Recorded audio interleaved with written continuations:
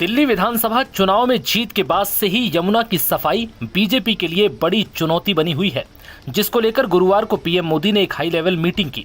इस मीटिंग में गृह मंत्री अमित शाह, दिल्ली की मुख्यमंत्री रेखा गुप्ता, उपराज्यपाल वीके सक्सेना और मुख्य सचिव शामिल हुए। दरअसल पीएम मोदी गंगा की सफाई को लेकर काफी गंभीर हैं। यही वजह है कि उन्होंने गंगा की सफाई को लेकर रोड मैप की प्लानिंग शुरू कर दी है।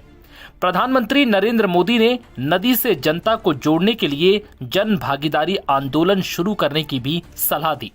पीएम मोदी की हाई लेवल बैठक में यमुना की सफाई के लिए अल्पकालिक यानी 3 महीने, मध्यकालिक यानी 3 महीने से 1.5 वर्ष और दीर्घकालिक यानी कि 1.5 साल से लेकर 3 साल की योजना पर विस्तार से विचार विमर्श किया गया।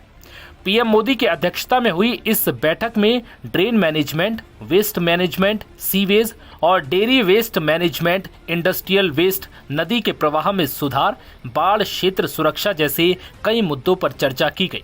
बैठक में यह तय हुआ कि दिल्ली के जल प्रबंधन के लिए एक अर्बन रिवर मैनेजमेंट प्लान तैयार किया जाएगा।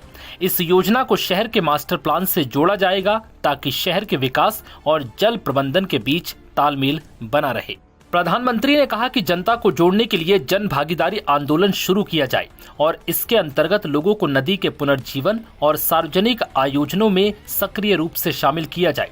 प्रधानमंत्री ने यह भी कहा कि छठ पूजा के दौरान दिल्ली वासियों को बेहतर सुविधा मिलनी चाहिए। बैठक में ब्रज क्षेत्र जैसे सांस्कृतिक रूप से समृद्ध क्षेत्रों को नदी जन आंदोलन से जोड़ने की जरूरत पर भी चर्चा हुई। सरकार ने नालों के प्रवाह और सीवेज ट्रीटमेंट प्लांट की निगरानी के लिए एडवांस टेक जैसे कि रियल टाइम डेटा और स्पेस टेक्नोलॉजी के इस्तेमाल की सलाह दी। यमुना के हरियाणा, दिल्ली और संगम तक के हिस्सों की स्थिति की समीक्षा भी बैठक के दौरान की गई। बता दें कि यमुना नदी में कई औद्योगिक इकाइयों का कचरा और रासायनिक पदार्थ मिलते हैं। वहीं दिल्ली और अन्य आसपास के शहरी इलाकों से बहुत सारा सीवेज सीधे यमुना नदी में जाता है। इन नालों का पानी बिना किसी सफाई के सीधे नदी में मिल जाता है, जिससे नदी का जलस्तर और भी गंदा हो चुका है।